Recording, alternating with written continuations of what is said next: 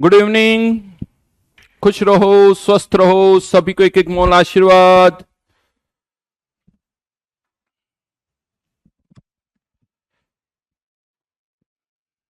Very good evening. क्या था homework, क्या था?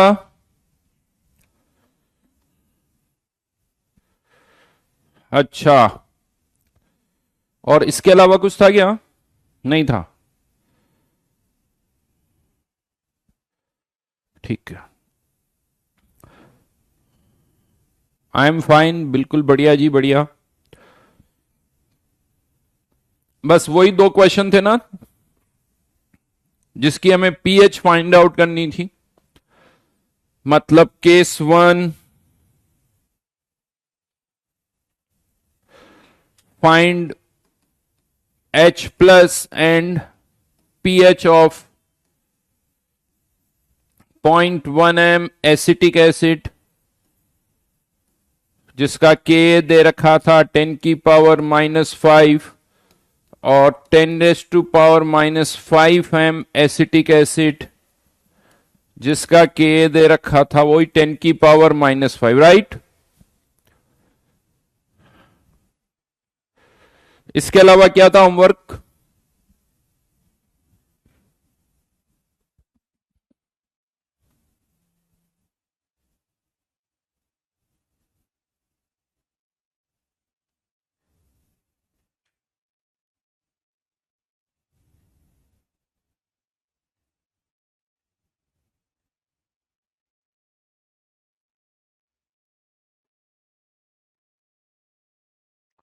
काइनेटिक्स का क्या था होमवर्क, बताओ जल्दी से। Chemical kinetics.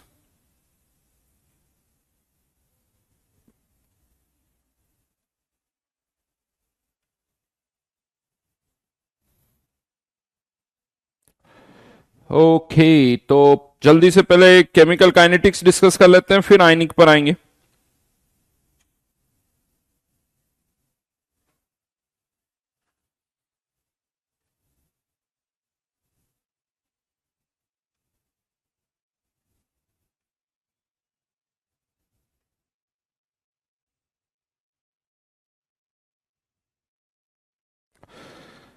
केमिकल काइनेटिक्स पर आ जाइए।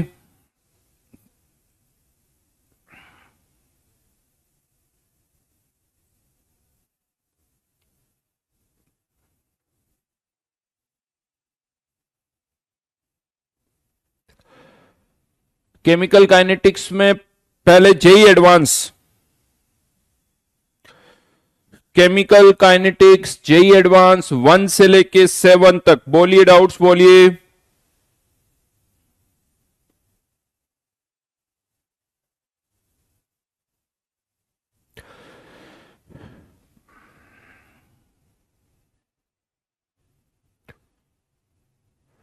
जेई एडवांस पहले डिस्कस कर रहा हूं मैं, जेई एडवांस केमिकल काइनेटिक्स पर।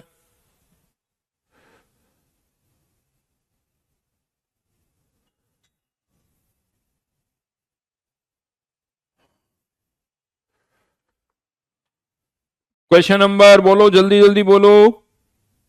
Question number 2, JEE advance chemical kinetics. Question number 2 discuss कर रहा हूं मैं, ठीक है। वैसे तो आसान है।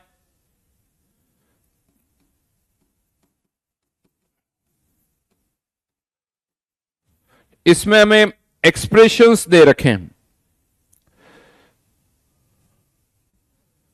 तो क्वेश्चन नंबर 1 में भी डाउट है क्या?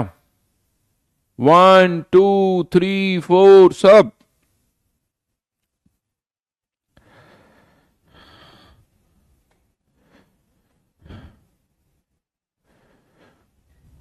हम्म।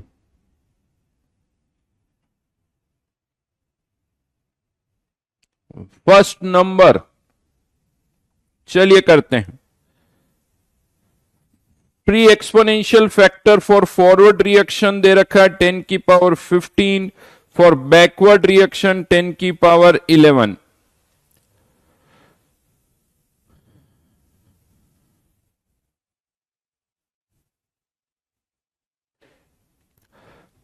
बताना क्या है? 250 केल्विन पर, एट 250 केल्विन केबी की वैल्यू बतानी, लॉग ऑफ केबी की वैल्यू बतानी है। लॉग केबी का मोड बताना है, ये आपको बताना है। दे क्या रखा है, at 500 kelvin, at 500 kelvin log of k where k is equilibrium constant, इसकी वैल्यू कितनी दे रखी है 6, और एक कर्व बना हुआ है log kf इक्वल्स टू, देखो क्या होगा, log af minus e upon 2.303 r1 by T.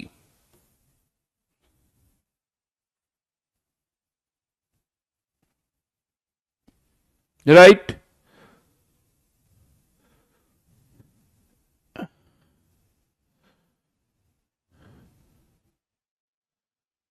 यहां पर जब हम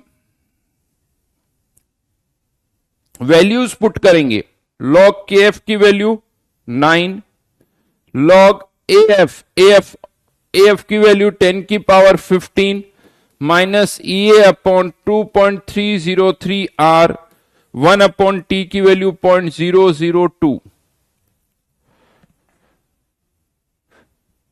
इससे हमें क्या पता चल जाएगी, एक्टिवेशन एनर्जी। इससे हमें क्या पता चल जाएगी, एक्टिवेशन एनर्जी।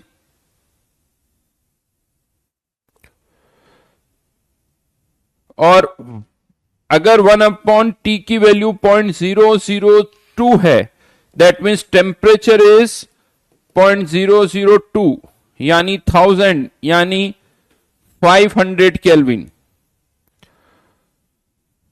तो एक तरह से ये जो kf की वैल्यू दे रखी है हमें 500 केल्विन पर दे रखी है, तो 500 केल्विन पर एट 500 केल्विन log kf की वैल्यू कितनी है 9, यानी kf की वैल्यू कितनी हो गई 10 की पावर 9 भी कह सकते हो।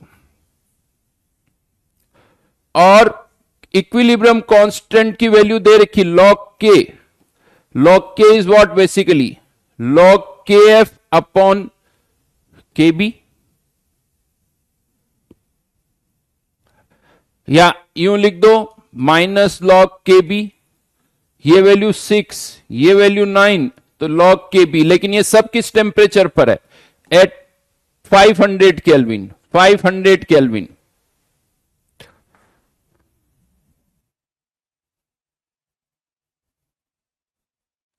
तो यहां से log kb की वैल्यू निकल के आ जाएगी विच इज इक्वल्स टू 3, लेकिन एट 500 केल्विन। अब आपको इसको किस पर फाइंड आउट करना है, 300 केल्विन पर फाइंड आउट करना है। तो अब आप यहां पर इक्वेशन लगा दो, 500 केल्विन से 250 केल्विन पर। देखो ये थोड़े से पहली बार दूसरी बार करते ना लेंदी भी हो सकते हैं, एक दो बार करोगे तो थोड़ा और जल्दी हो जाएगा, कुछ स्टेप्स फास्ट हो जाएगी।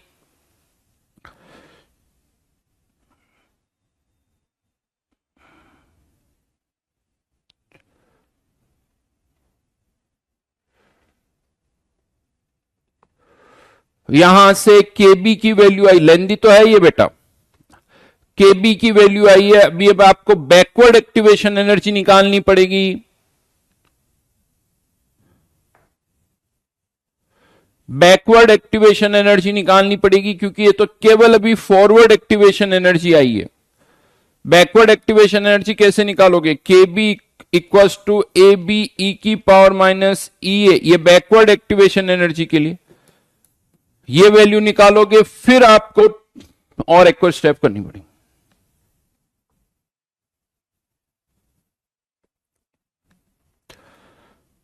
स्टेप्स बहुत सारी है, जल्दबाजी में नहीं होगा। छोटे छोटे बहुत सारी स्टेप्स हैं जिनको आपको यूज करना पड़ेगा। It takes time. और 2-3 बार करोगे ना तब आपको लगेगा कि यार इसको थोड़ा ऐसे भी कर सकते हैं, थोड़ा फास्ट भी किया जा सकता है। हो सकता है 1-2 स्टेप मैंने यहां पर लंबी लग रही हो, उसको कुछ अलग तरह से भी किया जा सकता है। लेकिन यहां तक देखो अभी तक क्या किया हमने, मैं आपको बताता हूं।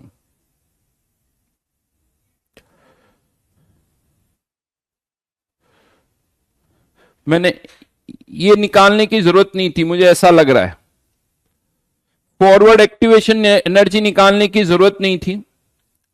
थोड़ा सा अब इसको शॉर्ट कैसे कर सकते हैं, log k की वैल्यू दे रखी है, log kf की वैल्यू दे रखी है, ये वाली पार्ट करने की जरूरत नहीं है। फॉरवर्ड एक्टिवेशन एनर्जी निकालने की जरूरत नहीं है। यहां से log kb यहीं से स्टार्ट करो, log kb की वैल्यू निकालो, ये भी 500 केल्विन, ये भी 500 केल्विन, तो ये भी 500 केल्विन। स्टेप नंबर 1, ये 500 केल्विन पर आ गया। 500 केल्विन पर केबी की वैल्यू पुट करो, 500 टेम्परेचर पुट करो, तो बैकवर्ड एक्टिवेशन एनर्जी आ जाएगी। ये हो गई आपकी स्टेप नंबर 2। स्टेप नंबर 2 मैं हटा रहा हूं यहां से कुछ चीजें, ये करने की जरूरत नहीं है ना, ये करने की जरूरत है। डायरेक्ट यहां से स्टार्ट करो, log केबी की वैल्यू निकालो, उससे बैकवर्ड एक्टिवेशन एनर्जी निकालो, और जब बैकवर्ड एक्टिवेशन एनर्जी पता चल गई तो KB at 2, KB 2, KB 1 E backward upon R 1/T1 minus 1/T2 कर दो, आंसर आ जाएगा।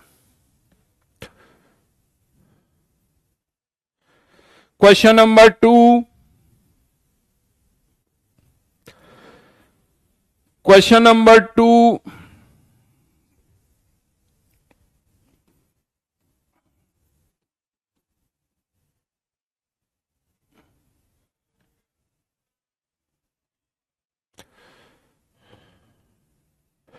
बिल्कुल अर्षित, एडवांस के क्वेश्चन इतने जल्दी नहीं होंगे। क्वेश्चन नंबर 2 में फर्स्ट ऑप्शन पे मत जाओ, उसको देखो सेकंड ऑप्शन पे चेक करो। सेकंड ऑप्शन क्या कह रहा है, K x upon x s plus concentration of x, और यहां लिखा हुआ where initial concentration of x is much lesser than x s, यानी ये बहुत कम है। अगर मैं इसको नेग्लेक्ट कर दूं तो ये कौन सा ऑर्डर हो जाएगा, फर्स्ट ऑर्डर। यानी सेकंड ऑप्शन फर्स्ट ऑर्डर की बात कर रहा है, और जो थर्ड ऑप्शन है उसमें जस्ट इसका उल्टा है। थर्ड ऑप्शन कह रहा है कि कंसेंट्रेशन ऑफ एक्स जो है वो बहुत ज्यादा है, तो ये वाली टर्म कैंसिल आउट हो जाएगी, एक्स से एक्स कैंसिल आउट हो जाएगा, तो ये कौन सा ऑर्डर आ जाएगा, जीरो ऑर्डर। और फोर्थ ऑप्शन क्या कह रहा है, रेट वर्सेस के x square upon x s plus x, और यहां पर भी x बहुत ज्यादा है, तो ये भी कौन सा ऑर्डर का हो गया, फर्स्ट ऑर्डर। अब आप ग्राफ से देखिए कि कौन सा फर्स्ट ऑर्डर का है, कौन सा सेकंड ऑर्डर का, कौन सा थर्ड ऑर्डर का, जो भी ऑर्डर दे रखा है। जैसे पी ऑप्शन है, हाफ लाइफ इनिशियल कंसंट्रेशन के साथ बढ़ रही है, हाफ लाइफ इज, लेकिन ये ओरिजिन से पास नहीं हो रही है, तो पी को तो मैंने कुछ मार्क नहीं किया। क्यू की बात करूं तो हाफ लाइफ इनिशियल कंसंट्रेशन के इंडिपेंडेंट है, तो ये क्यू वाला ऑप्शन किसका हो गया, फर्स्ट ऑर्डर का। आर वाला ऑप्शन, रेट जो है वो इनिशियल कंसंट्रेशन ऑफ एक्स के साथ बढ़ रही है,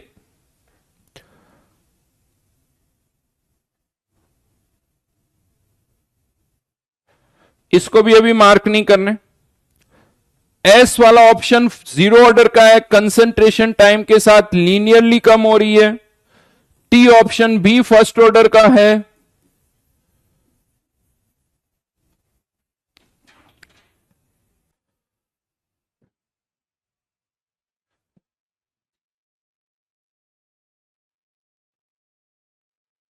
और इससे अब आप आंसर डिसाइड कर सकते हो, इससे आप आंसर डिसाइड कर सकते हो कि कौन किससे मैच कर रहा है। जैसे सेकंड जो है वो फर्स्ट ऑर्डर है, वो क्यू से मैच कर रहा है और टी से, तो आगरा और कैलकटा ही ऑप्शन हो सकता है, आगरा और कैलकटा ही ऑप्शन हो सकता है। सोनू पूछ रहा है कि एक्स एस क्या कुछ भी है बेटा, कुछ भी है, वेरिएबल है, कांस्टेंट है। ऊपर पढ़ो लाइन में, वो भी तुम मेरे से पूछोगे ना सोनू, क्वेश्चन पढ़ा नहीं हमने, बस सर से पूछ डालो। पढ़ो क्वेश्चन की दूसरी line, x s and K R constant having appropriate units. But क्यों पढ़ोगे तुम, है ना, बहुत बढ़िया। यहां आके बस पहली बार क्वेश्चन को देख रहे हो। देन आगे बढ़िए,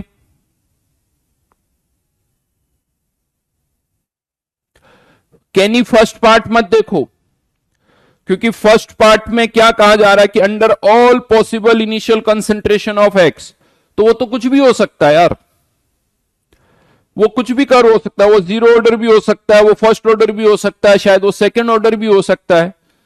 तो जो फर्स्ट है उसका कोई कर्व फिक्स ही नहीं है, क्योंकि उसमें एक्स की इनिशियल कंसेंट्रेशन फिक्स नहीं है।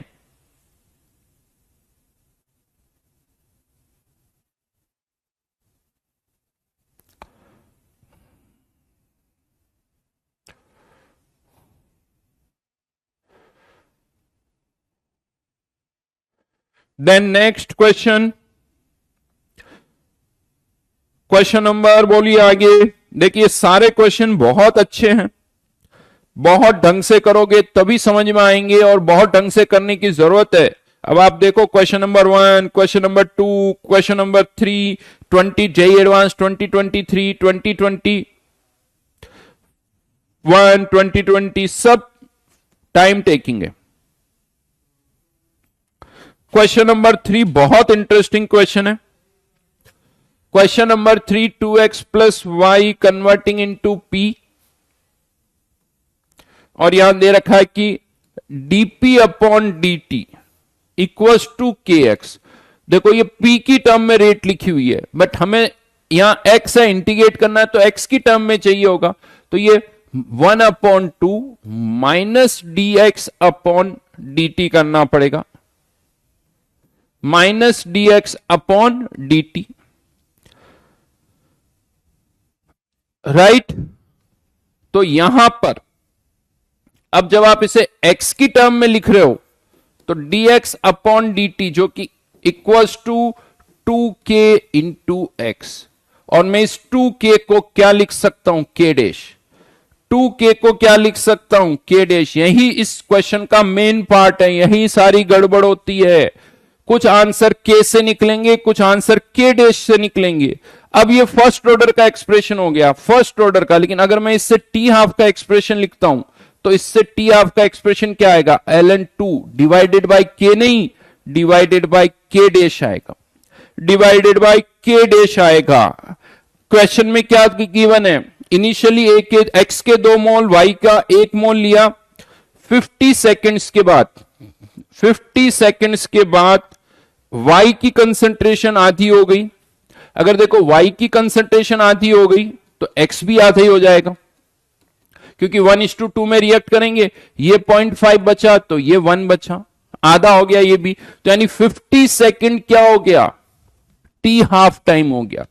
50 second is T half time, तो यहां 50 पुट करोगे, उससे के डैश की वैल्यू आएगी, और के डैश की वैल्यू से फिर आप के निकाल सकते हो। तो यहां पर गड़बड़ यही होती है, बहुतों को लगता है ln2 अपॉन के इज 50, ln2 अपॉन के 50 नहीं है, ln2 अपॉन के डैश इज 50, क्योंकि हमारे जितने भी फॉर्मूला, तो टी हाफ का जो फॉर्मूला हम लिखते हैं ना ln2 बाई के, उसमें जो के होता है वो के विथ रिस्पेक्ट टू ए होता है, K is with respect to A. Just a minute hold करो।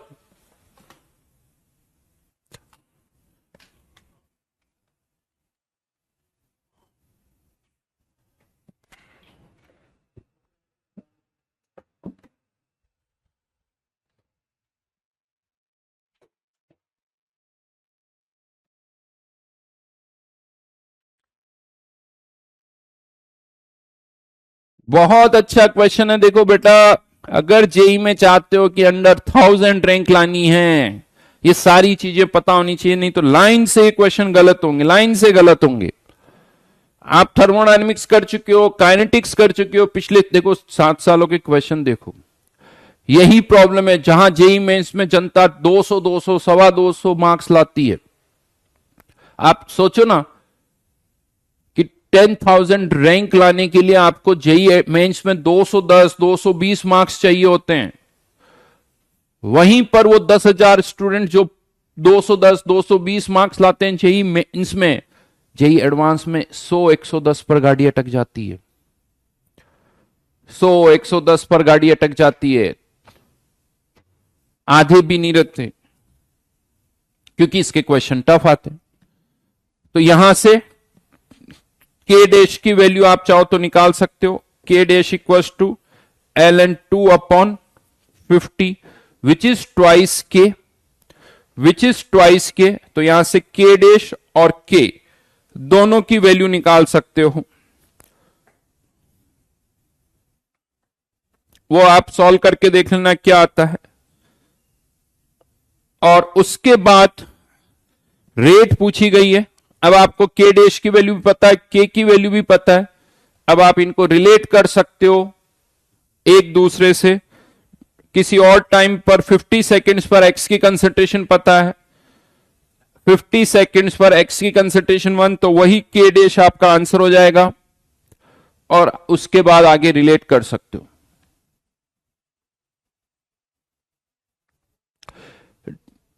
हंड्रेड सेकेंड्स पर क्या होगा, एक और चीज सोचो तो, 50 सेकेंड्स में कंसंट्रेशन हाफ, तो नेक्स्ट 50 सेकेंड में ये 0.5 और ये 0.25 रह जाएगा एट 100 सेकेंड्स। तो 100 सेकेंड्स पर ए की रेट यहां से निकाल सकते, एक्स की रेट यहां से निकाल सकते हो। और ये ध्यान रखना, एक्स की रेट जितनी होगी उसकी आधी वाई की रेट हो जाएगी। तो 100 सेकेंड्स में पहले dx अपॉन dt निकालो और उस dx अपॉन dt का आधा कर लो, क्योंकि x जिसका स्टोइकियोमेट्रिक कोएफिशिएंट ज्यादा उसकी रेट ज्यादा, तो y की रेट जो होगी वो कम होगी।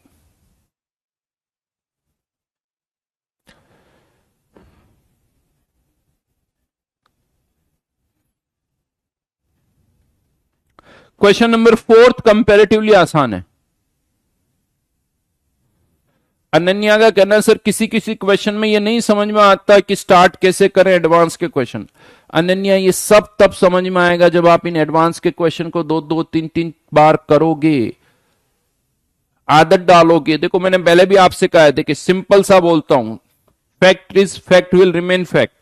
S1 O1 बेसिक क्वेश्चंस होते हैं, डायरेक्ट क्वेश्चंस होते हैं, एक स्टेप में आंसर आता है, ज्यादा डेटा नहीं होते हैं, एक ही बार एक ही स्टेप में आंसर आता है। जैसे ही आप जे एडवांस लेवल पर जाओगे, S2 O2, उनमें आपको आंसर निकालना है तो एक से ज्यादा स्टेप्स करनी पड़ेगी, एक से ज्यादा स्टेप्स आपको करनी पड़ेगी, तब जाके कहीं आपका आंसर आएगा। आदत तो डालो। ये तो वही वाली बात हो गई, यार मुझसे कार नहीं चलती। अरे भाई, कार चलाने की प्रैक्टिस कितनी की है? या 2 दिन कार चलाई, मेरे से कार 100 की स्पीड पे नहीं चलती, मेरे से कार 150 की स्पीड पे नहीं चलती। अरे कार चलाते हुए तो आपको अभी 2 दिन हुए हैं, 5 दिन हुए हैं, 10 दिन हुए हैं, कैसे होगा यार? नहीं होगा ना। हर चैप्टर अलग है, काइनेटिक्स के लिए अलग से प्रैक्टिस करनी पड़ेगी, थर्मोडायनेमिक्स की अलग से प्रैक्टिस करनी पड़ेगी। हर चैप्टर के क्वेश्चंस जब आप करोगे तब जाके वो स्पीड आएगी।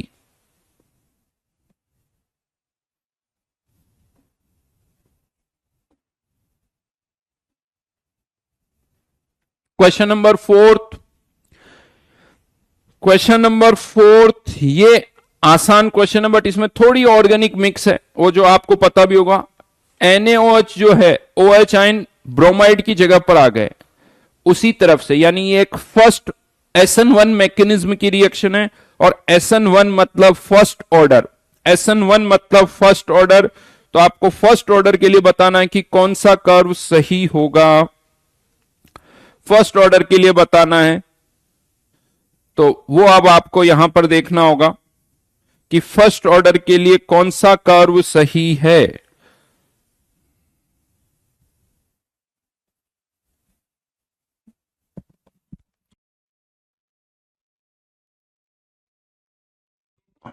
आप लोगों के कमेंट में नहीं देख पा रहा हूं, वो थोड़ा सा कुछ इश्यूज चल रहे हैं। मुझे लग रहा है इससे आगे ही नहीं बढ़ पाएंगे।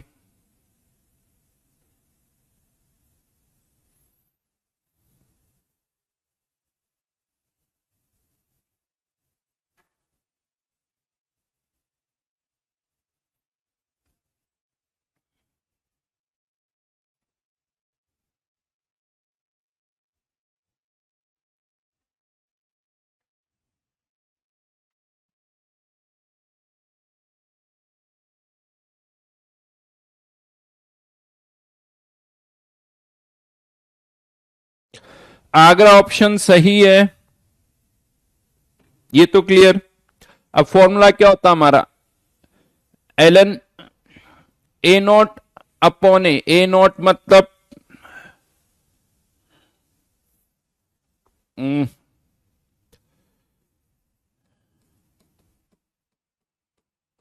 ए T equals to K T. यहां पर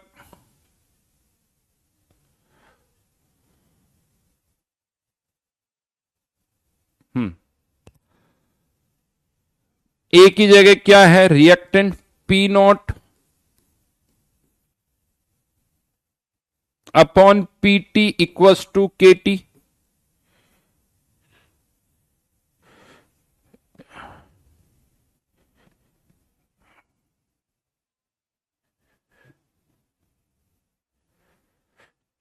क्वेश्चन नंबर फोर्थ,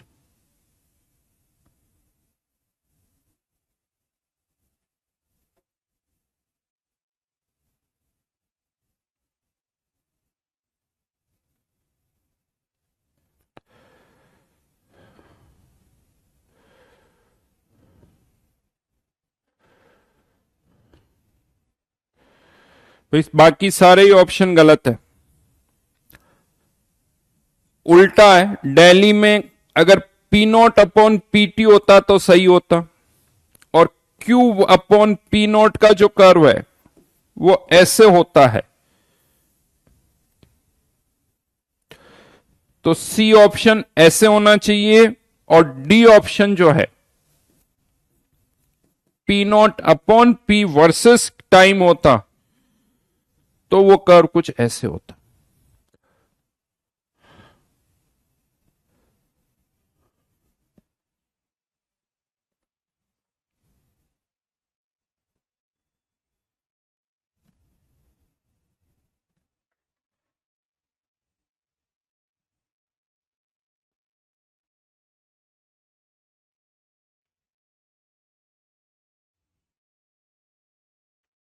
आगे बढ़ो।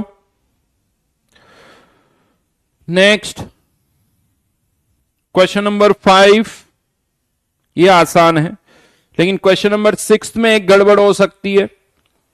क्वेश्चन नंबर 6 में पूछा जा रहा है, जो रेट कांस्टेंट दे रखा है ऑफ द रिएक्शन दे रखा है, के आर दे रखा है, विच इज के A by two, which is के ए बाई टू। तो 5 इंटू 10⁻⁴, तो यहां पर के ए की वैल्यू जो हो जाएगी वो 10⁻³ अब आप ये के फॉर्मूले में यूज करोगे, बिकॉज जितने भी फॉर्मूले हम यूज करते हैं उसमें के विथ रिस्पेक्ट टू ए होता है। तो यहां पर ये के आर को पहले के में कन्वर्ट करना होगा, तब जाके आप इसको यूज कर पाओगे। तो ये था क्वेश्चन नंबर 6। फिर क्वेश्चन नंबर 7, ये से बहुत सारे क्वेश्चन हम क्लास में कर चुके हैं। ए कन्वर्टिंग इनटू 2b प्लस सी, प्रेशर वाली इक्वेशन बनी हुई है। इनिशियल प्रेशर मान लो पी नोट माइनस एक्स, तो ये 2x और ये x, इनफाइनाइट टाइम पर ये 0, तो ये 2p नोट और ये p नोट। इनको अरेंज करो, हो जाएगा।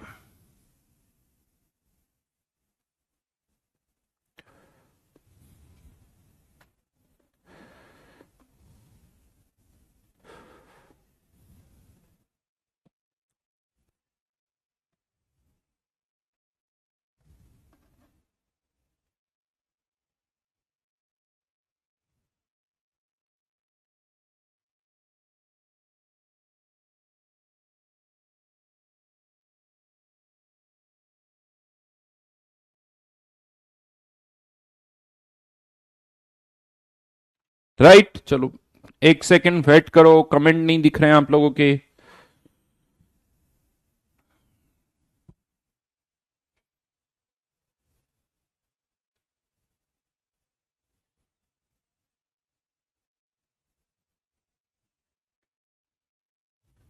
बहुत छोटा है, ऐसा क्यों? इस पे नहीं, इस पे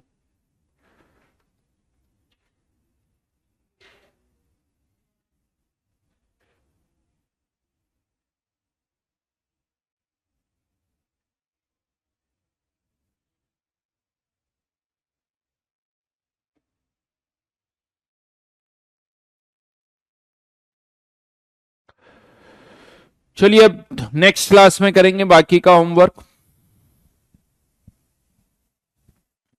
बट ये कुछ इंपॉर्टेंट पॉइंट्स मैंने बता दिए हैं, वो आपको याद रखने हैं।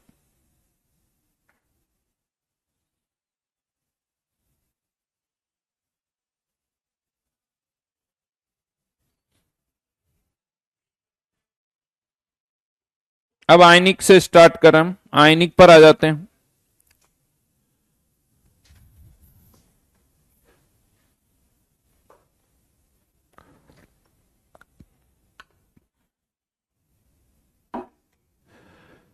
चलिए बताइए इन क्वेश्चंस के आंसर्स क्या होंगे जो लास्ट क्लास में मैंने दिए थे आप लोगों को।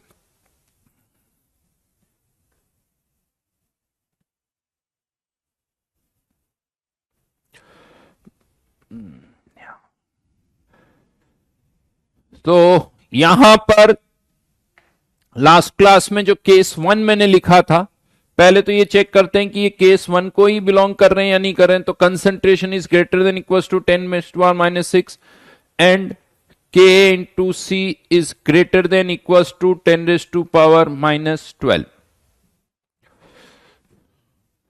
तो यहां पर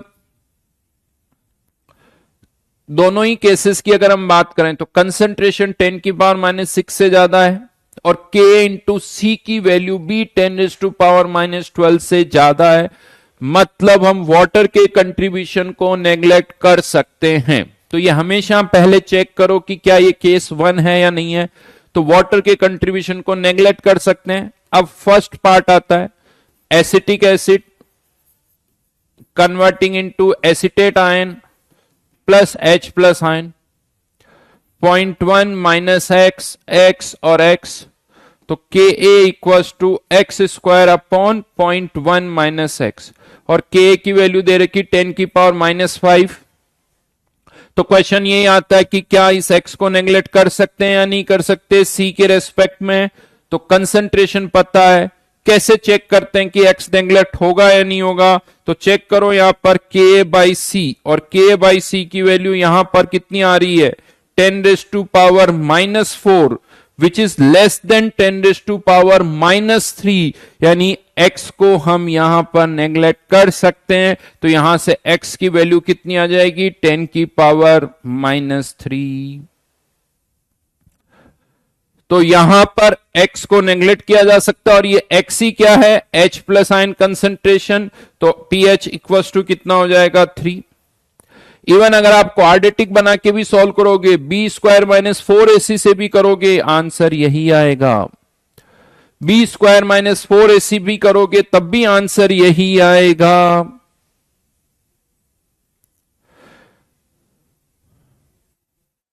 राइट वो आप करके देख लेना। चलिए मैं वो भी कर देता हूं x² plus 10⁻⁻5x minus 10⁻⁻6 equals to 0। तो x इक्वल्स टू 10⁻⁻5 प्लस ही यूज करेंगे हम यहां पर 10⁻⁻10 plus 4 into 10⁻⁻6 divided by 2। Definitely 10⁻⁻6 के रेस्पेक्ट में इस 10⁻⁻10 को क्या कर सकते हैं हम नेग्लेक्ट कर सकते हैं। तो यहां पर क्या बचेगा 10⁻⁻5 प्लस 2 इंटू 10⁻⁻3 जिसको मैं ऐसे लिख सकता हूं 200 इंटू 10⁻⁻5 डिवाइडेड बाई 2 यानी which is something like 199 into 10 की power minus 5 divided by 2, which is 99.5 into 10 की power minus 5, which is equals to 0.995 into 10 की power minus 3. यहां पर हमने कुछ भी नेग्लेक्ट नहीं किया. 0.995, देखो 0.99 को हम बहुत आसानी से 1 लिख सकते हैं. तो अगर सब कुछ एग्जैक्ट करें तो आंसर 0.995 आता है, जो कि यहां से एक सिंगल स्टेप में आ गया. दोनों में अगर एरर निकालूं मैं, अगर दोनों में एरर निकालते तो ये 0.5% की एरर आती है. 0.5% की एरर आती है, जो कि बहुत कम है. नॉर्मली अगर इस तरह से मैं 3% लेता हूं, बहुत सारी जगह पे तो 5% तक भी सही मान लेते हैं, बट यहां नेग्लेक्ट किया जा सकता है. दोनों तरीके से हमने कर लिया. ये जस्ट प्रैक्टिस के लिए आदत डालो. ये तो हो गया फर्स्ट पार्ट. अब आते हैं हम सेकंड पार्ट पर. क्या सेकंड पार्ट में भी एक्स को नेग्लेक्ट कर दें? यहां पर नहीं कर सकते अब, क्योंकि यहां कंसंट्रेशन भी 10 की पावर माइनस 5 है. इवन एक और तरीका बताता हूं आपको चेक करने का. अगर आप और किसी तरीके से चेक करना चाहते हो कि यार ये इस एक्स को नेग्लेक्ट कर सकते या नहीं कर सकते, उसका एक तरीका और बताता हूं. इस एक्स को नेग्लेक्ट करो, एक्स की वैल्यू निकालो, और वैल्यू जब आ जाए तो उसको वापस जिसके रेस्पेक्ट में आपने उसको नेग्लेक्ट किया है उसके साथ कंपेयर करो. एक्स की वैल्यू कितनी आई? 10 की पावर माइनस 3. और यहां पर हमने किसके रेस्पेक्ट में नेग्लेक्ट किया था? 0.1. तो 0.1 के रेस्पेक्ट में 10 की पावर माइनस 3 केवल कितना परसेंट है? 1%. केवल कितना परसेंट है? 1%. फिर से वही वाली बात, अगर 3% तक हो नेग्लेक्ट कर दो, कोई टेंशन नहीं है. राइट नाउ तो ये 1% है, नेग्लेक्ट किया जा सकता है. तो आप पहले नेग्लेक्ट करो, फिर पुट करके कंपेयर कर लो. लेकिन यहां पर अगर हम देखें के बाई सी से चेक करें तो के बाई सी की वैल्यू ही 1 आ रही है, जो कि 10 की पावर माइनस 3 से बहुत ज्यादा है. मतलब एक्स को नेग्लेक्ट नहीं कर सकते हैं. और बाय दी वे अगर आपने इस एक्स को नेग्लेक्ट कर दिया तो आपकी पता है एक्स की वैल्यू ही कितनी आ रही है. इसको इधर लाओ, स्क्वायर रूट करो, 10 की पावर माइनस 5. यानी आप इस एक्स को 10 की पावर माइनस 5 के रेस्पेक्ट में नेग्लेक्ट कर रहे हो, और आपकी एक्स की वैल्यू ही कितनी आ रही? 10 की पावर माइनस 5, यानी 100%. ऑब्वियसली नेग्लेक्ट नहीं किया जा सकता, नहीं किया जा सकता. अगर ये एक्स की वैल्यू यहां पर 10 की पावर माइनस 7 माइनस 8 ऐसे कुछ आती, वो 1% उससे भी कम, तो ठीक था. लेकिन 10 की पावर माइनस 5 के रेस्पेक्ट में आप 10 की पावर माइनस 5 को नेग्लेक्ट नहीं कर सकते. तो अब फिर यहां पर क्या करना है भाई? इस एक्स को तो नेग्लेक्ट नहीं किया जा सकता. हाँ, यहां पर तो अब क्वाड्रेटिक ही बनेगी और उससे सॉल्व करना होगा. मैं अब डायरेक्ट आंसर लिख रहा हूं. इसका आंसर आएगा 0.62 into 10 raise to power minus 5. 0.62 into 10 raise to power minus 5, यानी H प्लस आयन कंसंट्रेशन ये इतनी आ जाएगी. राइट. तो ये था केस 1, जहां पर हमने दो पार्ट देखे. केस 1 में भी यूं कह दो दो केसेस हो गए कि क्या एक्स को सी के रेस्पेक्ट में नेग्लेक्ट करना है या एक्स को सी के रेस्पेक्ट में नेग्लेक्ट नहीं करना है. मैं आपको बता दूं ज्यादातर क्वेश्चन में यही कंफ्यूजन होता है. अभी मैं इसमें केसेस और लूंगा केस 1 के अलावा, लेकिन शीट में एग्जाम में मोस्टली क्वेश्चन जो होते हैं वो इन्हीं पर होते हैं. यानी एक्स को नेग्लेक्ट करना है या नहीं करना है. वाटर के कंट्रीब्यूशन वाली बात कम आएगी. तो केस 1 में ऐसे याद रखना, केस 1 में दो केसेस हैं, एक्स को नेग्लेक्ट करें या एक्स को नेग्लेक्ट ना करें. ये ढंग से याद रखना. देन अब मैं आ रहा हूं यहां पर केस 2 पर. केस 2 पर, और केस 2 बड़ा सिंपल सा है. केस 1 आप देख चुके हो, ये कंडीशन है केस 1 की. इसके अलावा कोई भी सिचुएशन हो कि वाटर के कंट्रीब्यूशन को नेग्लेक्ट नहीं कर सकते हो, वाटर के कंट्रीब्यूशन को नेग्लेक्ट नहीं कर सकते हो. यानी in rest all the cases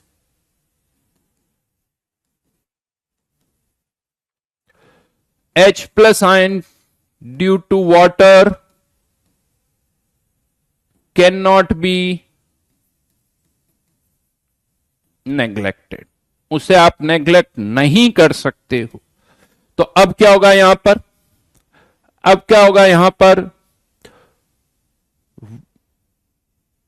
बेटा इतनी देर से आपके कमेंट नहीं दिख रहे थे रजनीश भाई, सब कमेंट दिखते हैं, तो ये सब मत लिखा करो ऐसे।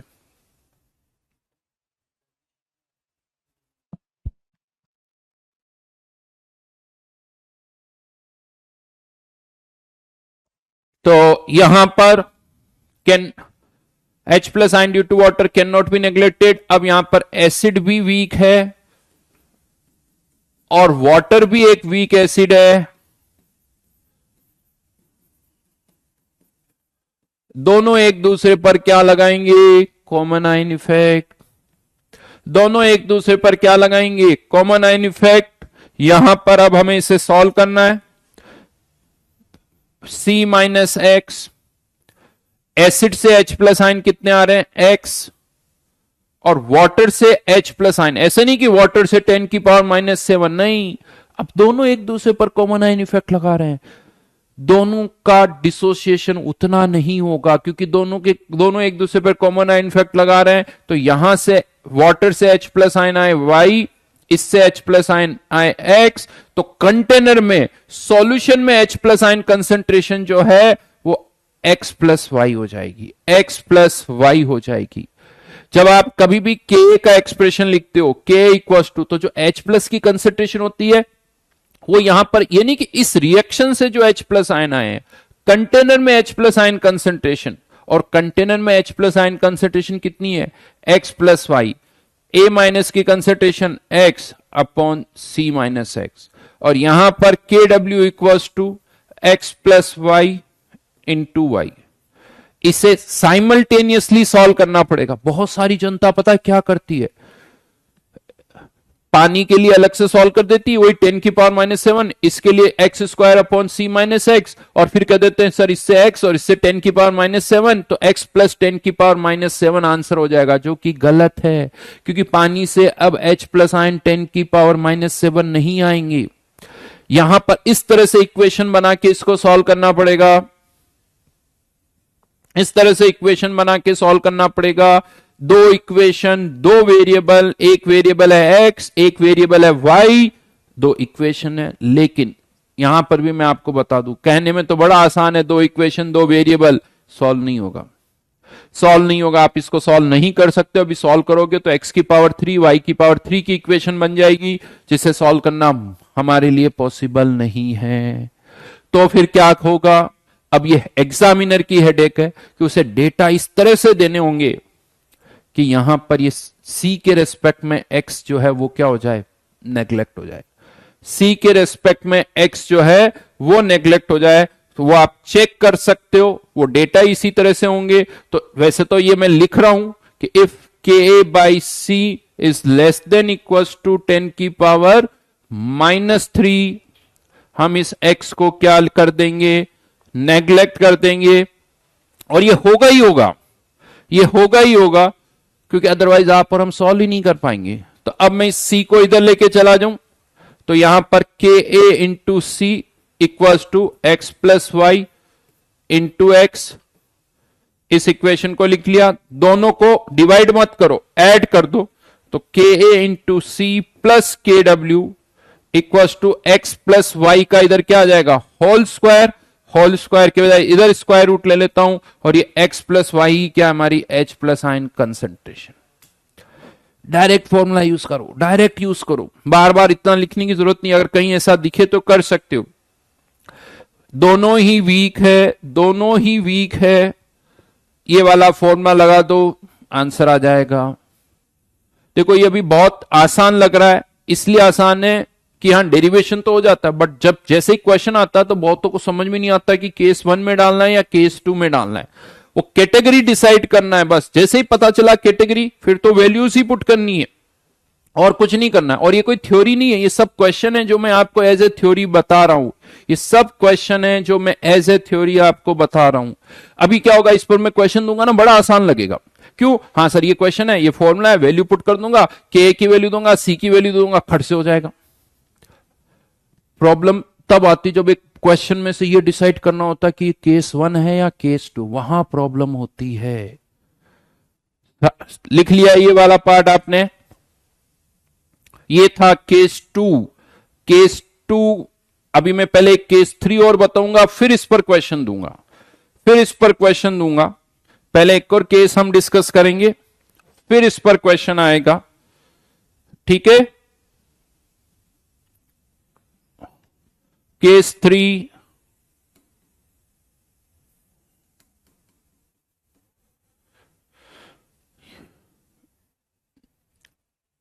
अब इसको पहले एक डेटा दे रहा हूं, इसकी हेडिंग बाद में डालेंगे, इसकी हेडिंग बाद में डालेंगे। एक और क्वेश्चन देता हूं।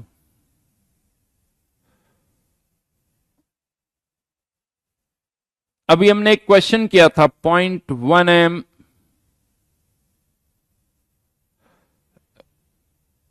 मैं थोड़ा डेटा बदल देता हूं, या 10⁻⁻5 mHa,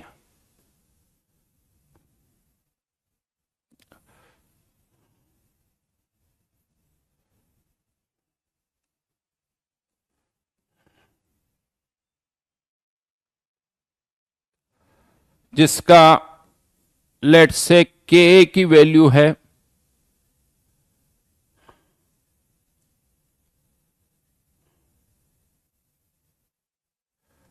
10⁻⁻2m,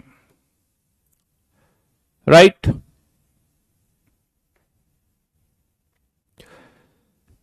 निकालना क्या है आपको, इसके लिए अल्फा की वैल्यू निकालनी है कि एसिड कितना आयोनाइज होगा, अल्फा की वैल्यू निकालनी है।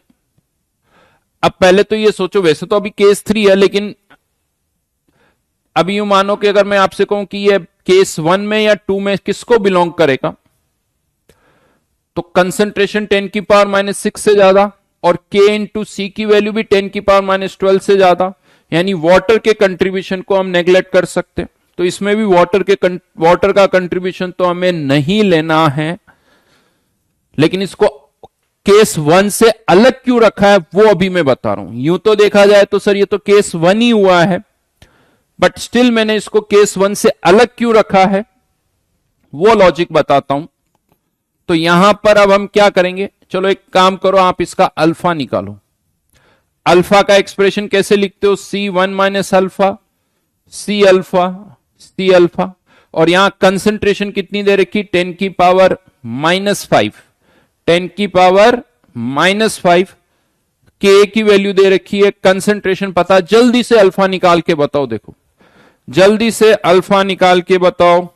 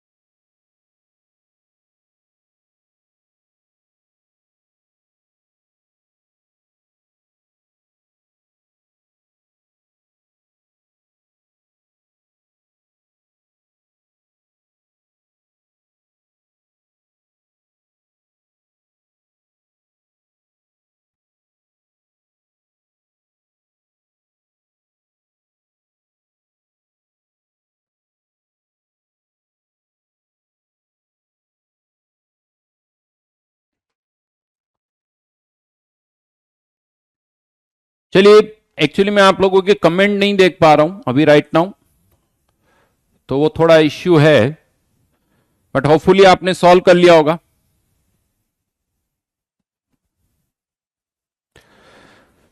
कुछ लोगों का अल्फा, जैसे गारू का नहीं, प्रवीण का अल्फा जो आया 10⁻³ तो देखो अल्फा 1 से ज्यादा नहीं हो सकता है, बट बहुतों का आंसर सही है। गारू का आंसर 1 आया है, गारू का आंसर, आयुष का आंसर ऑलमोस्ट 1 ही दिख रहा है मेरे को। भार्गव का आंसर थोड़ा कम है।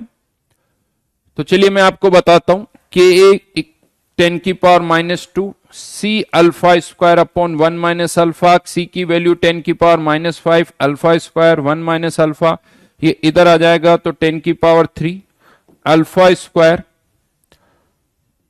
प्लस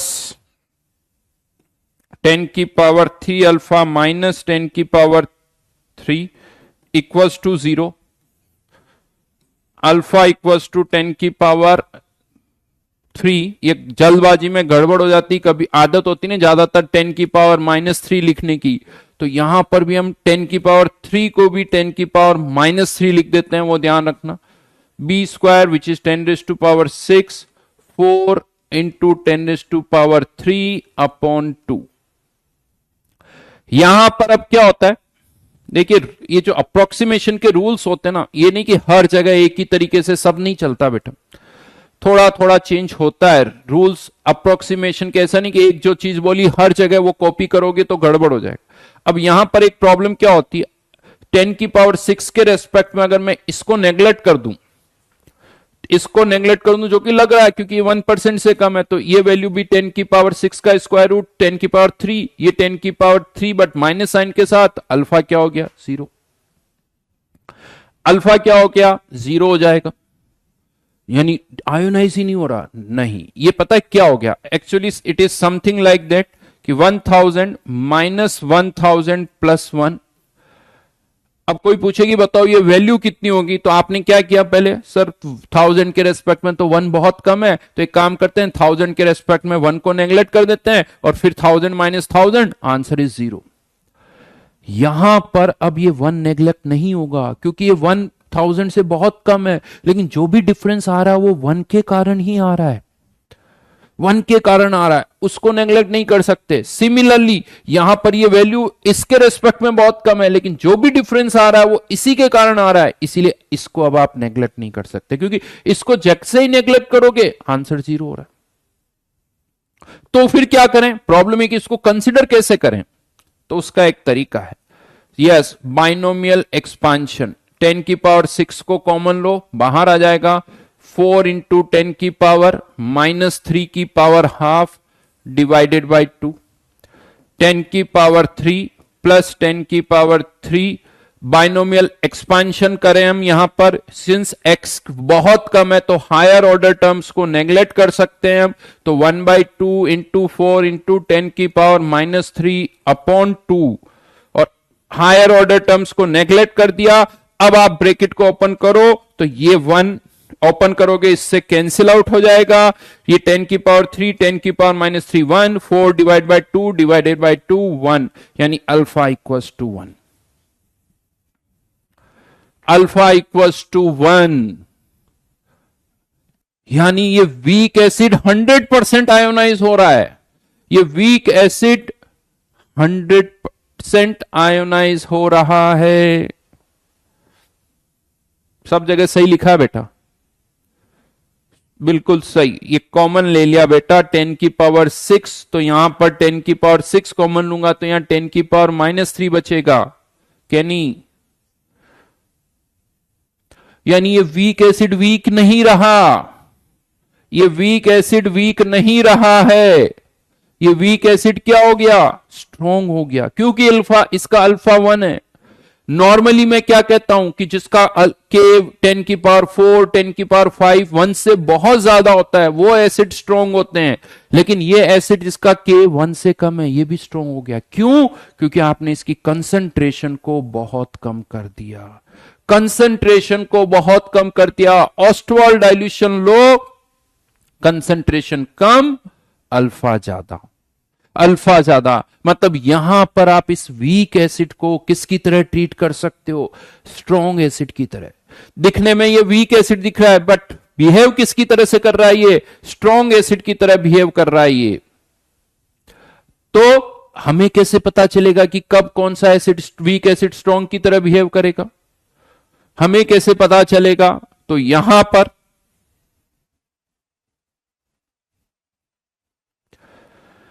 हो किसी ने पूछा सर करके देख लो बेटा, कोई कह रहा कि सर आपने सी के रेस्पेक्ट में अल्फ एक्स को नेग्लेक्ट क्यों नहीं किया? तो करके देखो, तुम्हारे के बाई सी की वैल्यू कितनी आ रही पता है? डिमांड के बाई सी की वैल्यू कितनी आ रही? 10⁻3, जो कि 10⁻³ से बहुत ज्यादा है। क्या मैं इस एक्स को या अल्फा को नेग्लेक्ट कर सकता हूं?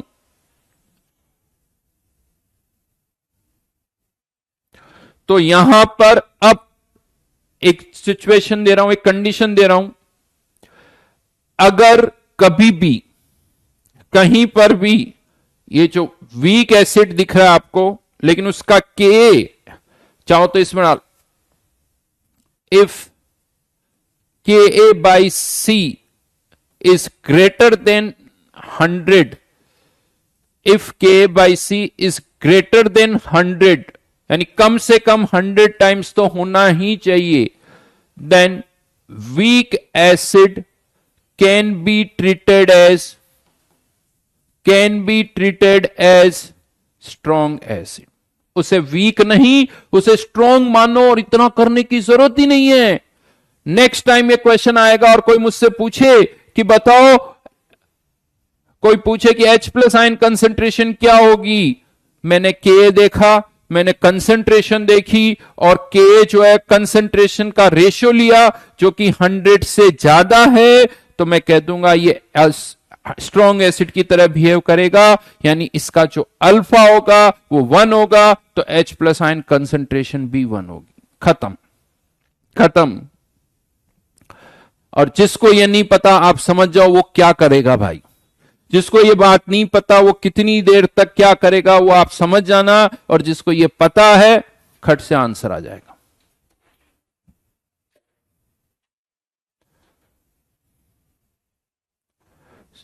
बहुत आसान हो जाए, यानी वीक एसिड वीक रहा ही नहीं, वो वीक रहा ही नहीं, इनफैक्ट इसको स्ट्रॉन्ग की कैटेगरी में लेके चले जाओ, स्ट्रॉन्ग की कैटेगरी में आप इसको लेके जा सकते हो।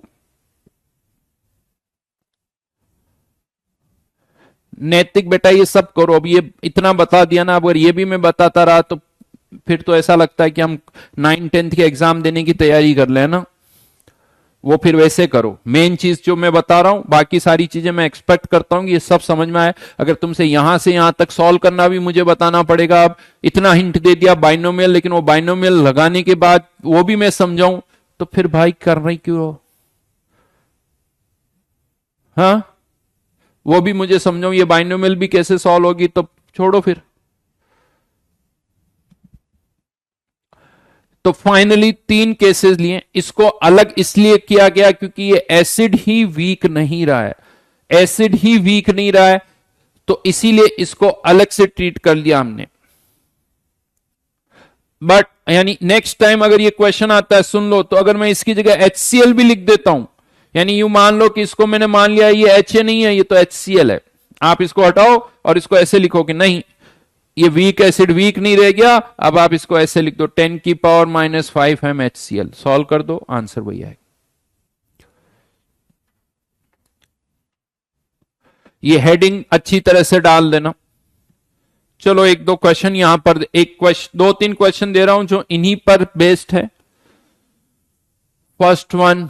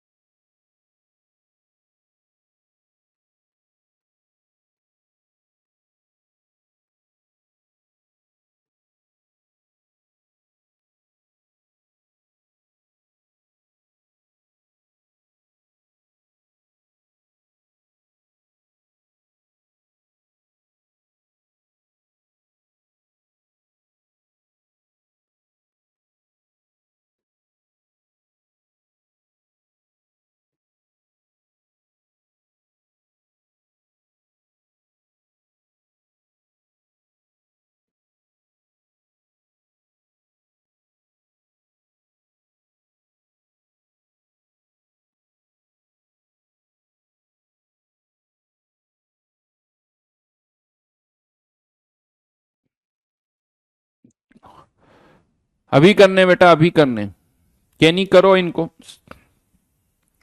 सबसे पहला काम चेक करो, केस 1, केस 2 या केस 3। लिख दो इसके आगे सबसे पहला काम केस 1, बड़े बड़े अक्षरों में लिखो, केस 1, केस 2 या केस 3।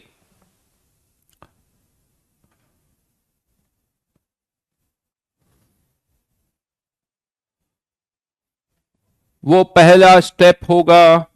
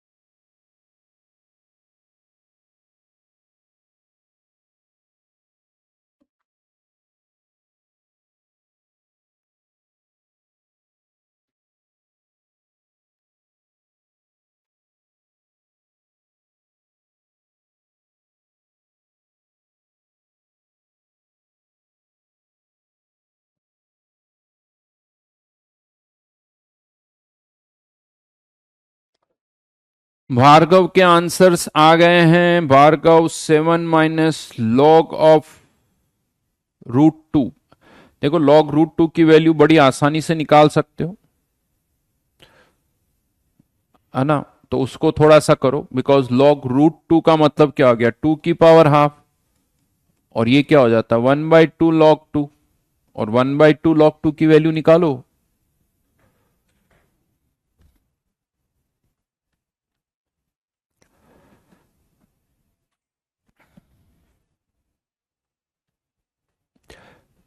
ये दीपक 8 कैसे आ रहा है पहले पार्ट का आंसर?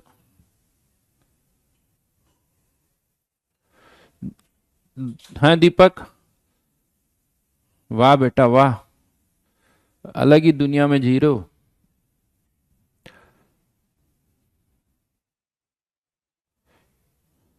फर्स्ट पार्ट का आंसर है 4, बिल्कुल सही। फर्स्ट पार्ट का आंसर है 4। pH 4 या H प्लस आयन कंसंट्रेशन 10⁻⁻⁴।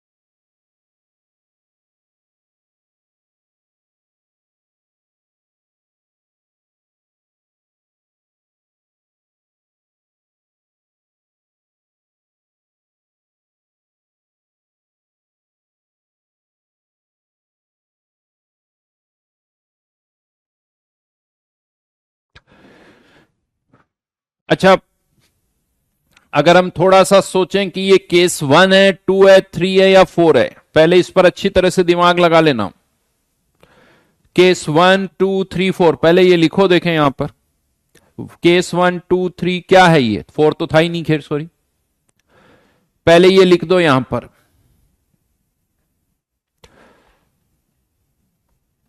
दीपक आंसर गलत है तुम्हारा।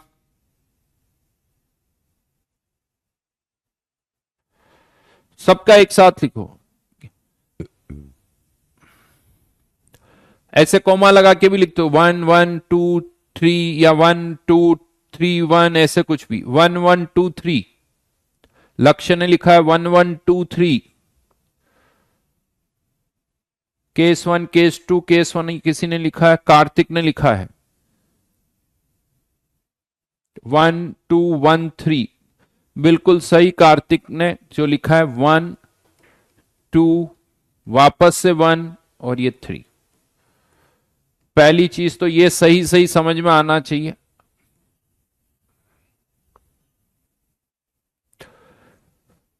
One one sorry 1 2 1 3।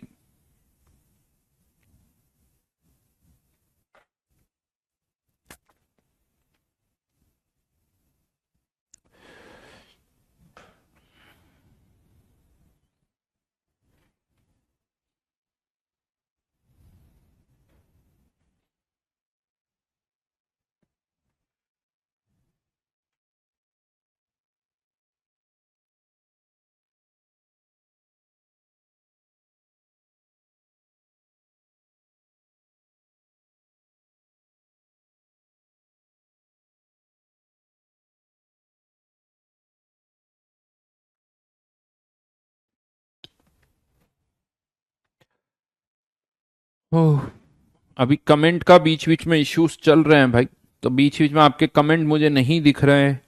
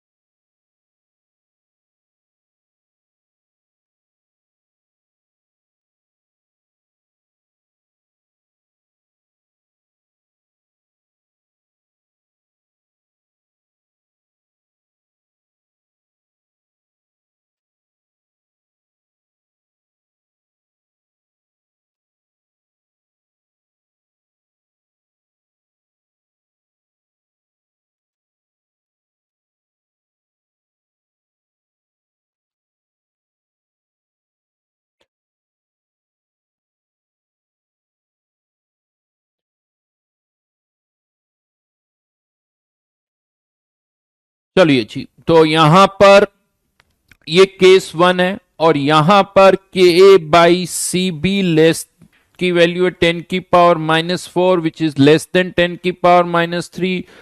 तो सी के रेस्पेक्ट में एक्स को नेग्लेक्ट कर सकते हैं, सी के रेस्पेक्ट में एक्स को नेग्लेक्ट कर सकते हैं। तो क्वेश्चन नंबर 1 की अगर मैं बात करूं, ये 1 की बात कर रहे हैं हम, ठीक है।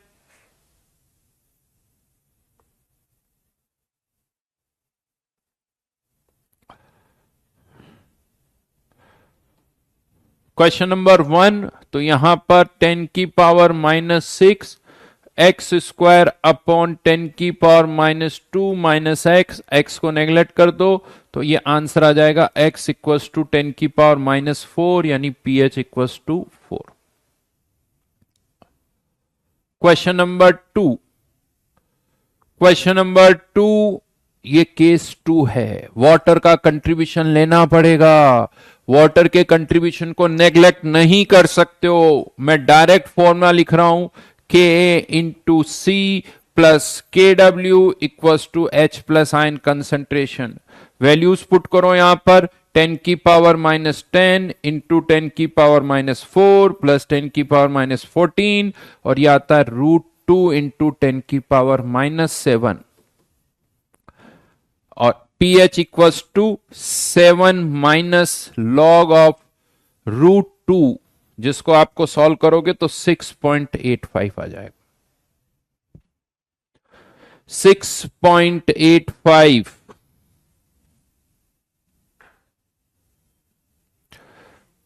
Question number 3,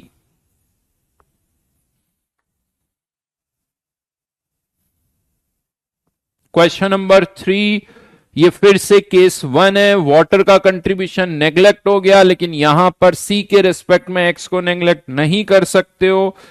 x square upon 10⁻⁻⁴ minus x, यहां से अब क्वाड्रेटिक बनेगी, उसको सॉल्व करना होगा और x की वैल्यू आएगी 0.62 इंटू 10⁻⁴। ये बहुत बार इस तरह का डेटा आ चुका। देखो यहां 10⁻⁴, यहां 10⁻⁴, तो 0.62 इंटू 10⁻⁴, यहां 10⁻⁵, यहां 10⁻⁵, तो यहां 0.62 इंटू 10⁻⁵। ये बहुत बार ऐसा हो चुका है, करके देख लो, यही H प्लस आयन कंसेंट्रेशन आ जाएगी। And last one, last question, fourth one. ये थोड़ा सा ट्रिकी हो गया बेटा, थोड़ा सा दिमाग लगाना। अब मैं इसका आंसर चाहता हूं कि सही आए।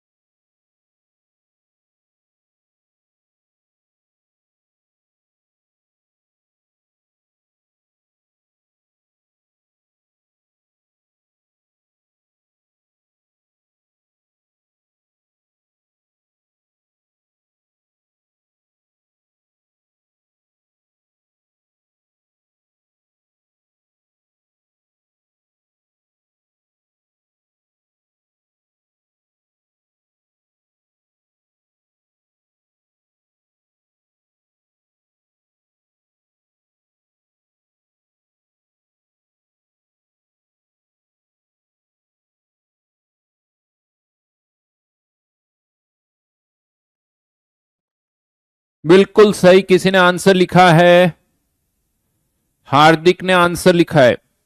सेम क्वेश्चन हम कर चुके हैं, बस थोड़ा सा एडिशन करना होगा, थोड़ा सा एडिशन करना होगा। ये एसिड अब वीक रहा ही नहीं, ये एसिड क्या हो गया, वीक एसिड जो है वो क्या बन गया, स्ट्रॉन्ग। ये स्ट्रॉन्ग हो गया, यानी ये तो HCl की तरह हो गया। लेकिन यहां एक ट्विस्ट है, यहां एक ट्विस्ट है, H प्लस आयन कंसेंट्रेशन 10⁻⁷ नहीं, क्योंकि H प्लस आयन कंसेंट्रेशन 10⁻�6 से कम है, तो वाटर का कंट्रीब्यूशन भी लेना पड़ेगा भाई। कंसेंट्रेशन यहां 10⁻⁷ कर दी, वाटर का कंट्रीब्यूशन लेना पड़ेगा। यानी इसको ऐसे सोच लो, या तो 10⁻⁷ m HCl, लेकिन अब पानी का कंट्रीब्यूशन लेना पड़ेगा आपको, कंसंट्रेशन लेस देन 10⁻�6।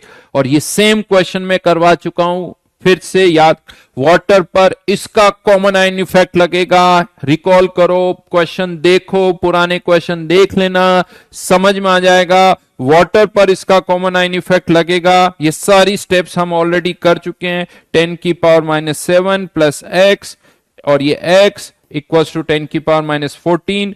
x के लिए सॉल्व करो, 0.62 इंटू 10⁻⁷, तो H plus ion concentration 1.62 into 10⁻।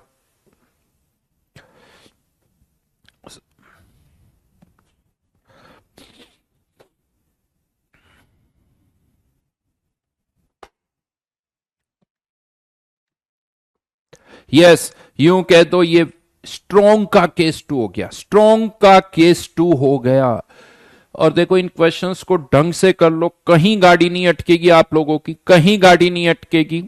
ढंग से इनको कर लो, 2-2 3-3 बार इनको करो, आदत डालो, थोड़ा सोचो, फिर शीट के क्वेश्चन करो, फिर शीट के क्वेश्चन करो। ये थोड़ा सा ये ना हिट एंड ट्रायल करते रहो, इतना क्लियर कट समझ में आने लगेगा ना। जब तक क्वेश्चन नहीं करोगे, बार बार नहीं करोगे, कुछ चीजें समझ में नहीं आएगी। और जिस दिन समझ में आ गई ना, फिर वापस देखने की भी जरूरत नहीं पड़ेगी। ऐसा लगेगा सर ये तो ऐसे ही हो रहे हैं, ऐसे ही हो रहे हैं। अपार्ट फ्रॉम दिस, यहां पर अब मैं आपको बता दूं, ये तो थोड़े ऐसे क्वेश्चन है, कुछ और तरह के क्वेश्चन भी आते हैं। स्पेशली जब हमने ये एक्सप्रेशन लिखा ना, वाटर के कंट्रीब्यूशन की बात नहीं कर रहा हूं, एक्स स्क्वायर अपॉन सी माइनस एक्स। एक छोटी सी चीज और आपको बता देता हूं, एक छोटी सी चीज और मैं आपको बता देता हूं। कहीं पर भी लेट्स से एक और तरीका है कि वाटर का कंट्रीब्यूशन लेना है या नहीं लेना है, उसका एक तरीका और बताता हूं। देखो चीजें बहुत सारी है, कौन सा आपको ज्यादा अच्छा लगता है वो यूज करो। नेगलेक्ट करना है या नहीं करना है ये मैंने आपको बताया। सी के रेस्पेक्ट में एक्स को नेगलेक्ट करने का तरीका बताया के बाई सी से। के बाई सी से नहीं करो कोई बात नहीं, नेगलेक्ट करके फिर से कंपेयर कर लो, वो भी चलेगा, वो भी चलेगा। बट एक और छोटी सी चीज बताता हूं, कहीं आपको लगे कि यार वाटर का कंट्रीब्यूशन लेना है या नहीं लेना, समझ में नहीं आ रहा, आपने वाटर का कंट्रीब्यूशन नेगलेक्ट कर दिया, वाटर के कंट्रीब्यूशन को नेगलेक्ट कर दो और पीएच निकालो। अगर एसिड है और आपकी पीएच 6 से कम आई है, मतलब 543 आई है, मतलब आपका आंसर सही है। लेकिन अगर एसिड और आपका पीएच 6 से ज्यादा आई है, 6.5, 7, 7.5, मतलब H प्लस आयन कंसंट्रेशन 10 की पावर -7 के आसपास आ रही है एसिड के कारण, तो आपको वाटर का कंट्रीब्यूशन लेना पड़ेगा। और वाटर का कंट्रीब्यूशन अगर आप लेते हो तो वाटर का कंट्रीब्यूशन लेने के बाद आंसर अगर एसिड है तो पीएच हमेशा 6 से 7 के बीच में आएगी। देख लो, वाटर का कंट्रीब्यूशन लिया, पीएच 6 से 7 के बीच में। यहां पर भी आप वाटर का कंट्रीब्यूशन ले रहे हो, पीएच 6.78 आएगी। यानी कहीं पर भी वाटर का कंट्रीब्यूशन अगर आप ले रहे हो, आपका आंसर एसिड है तो 6 से 7 के बीच में आएगा और बेस है तो 7 से 8 के बीच में ही आएगा। मतलब इसको यूज कैसे करना है, मैंने आपको एक क्वेश्चन दिया और आपने पानी का कंट्रीब्यूशन नेगलेक्ट करके आपने पीएच निकाली, आपका आंसर आया 4, सही है, 3 सही है, 5 सही है, 5.5 भी सही है। लेकिन अगर आपका आंसर 6.5, 7 ऐसे आ गया, मामला गड़बड़ है, फिर से क्वेश्चन करना पड़ेगा और वाटर का कंट्रीब्यूशन लेना पड़ेगा, फिर से करना पड़ेगा। यानी बिना वाटर को कंसिडर किए हुए पानी का कंट्रीब्यूशन नेगलेक्ट कर दिया और आपकी पीएच आई 6.5, 7, 7.5, मतलब आपका आंसर गलत है।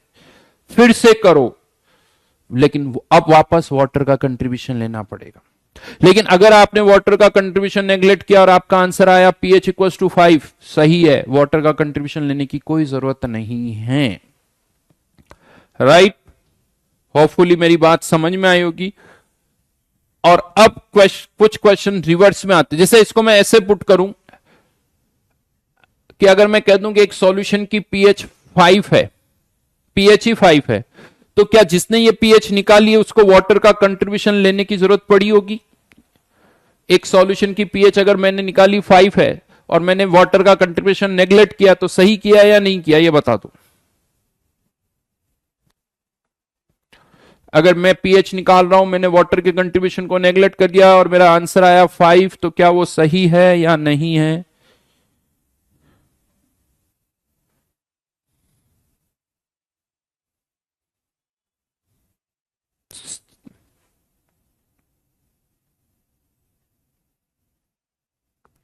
सही है।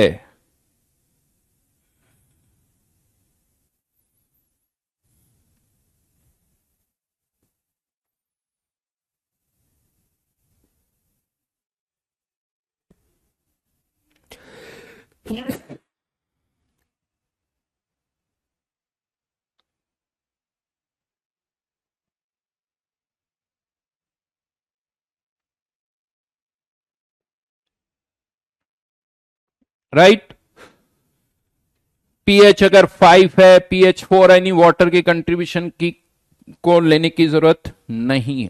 अब ऐसे क्वेश्चन यहां पर आते हैं जैसे C माइनस एक्स। अभी तक तो मोस्टली क्वेश्चन में K दिया जाता था, C दिया जाता और X निकालना होता था। अब क्वेश्चन ऐसे भी आएंगे, अब क्वेश्चन ऐसे भी आएंगे, कोई एसिड है जिसका K है 10 की पावर -5 और उसकी पीएच दे रखी है 3, कंसंट्रेशन निकालो। क्या निकालो? कंसंट्रेशन। के दे रखा है, पीएच दे रखी, मतलब H प्लस आयन कंसंट्रेशन कितनी होगी 10 की पावर -3, मतलब आपको किसकी वैल्यू पता है? X की।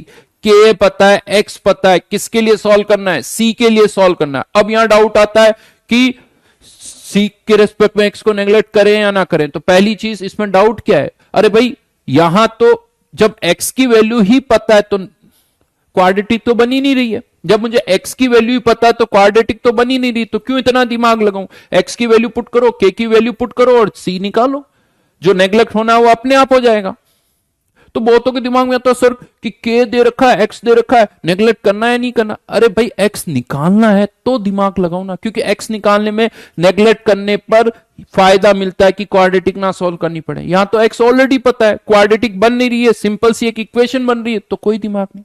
यानी अगर मुझे देखो यहां 3 वेरिएबल है, k, c और x।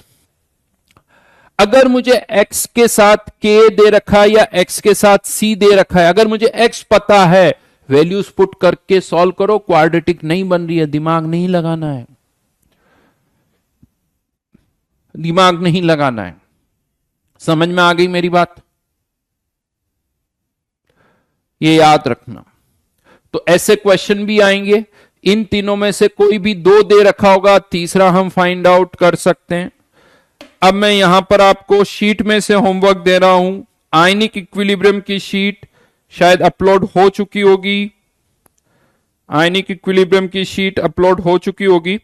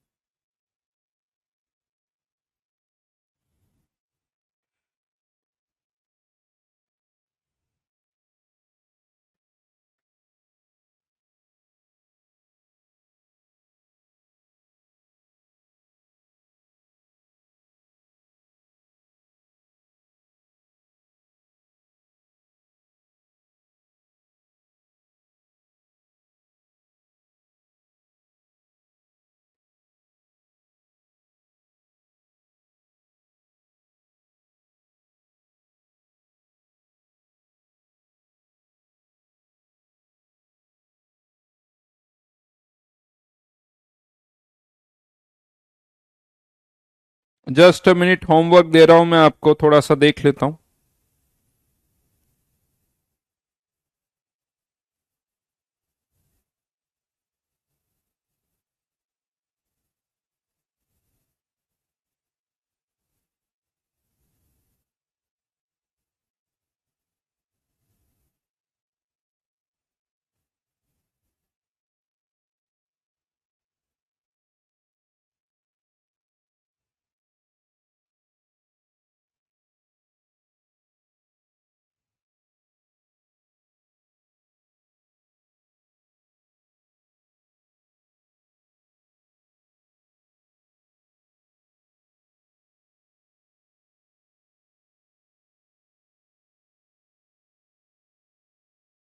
S1 आयनिक इक्विलिब्रियम में S1 से दे रहा हूं, क्वेश्चन नंबर 5 से लेके 14 तक। ये हम नेक्स्ट क्लास में डिस्कस करेंगे।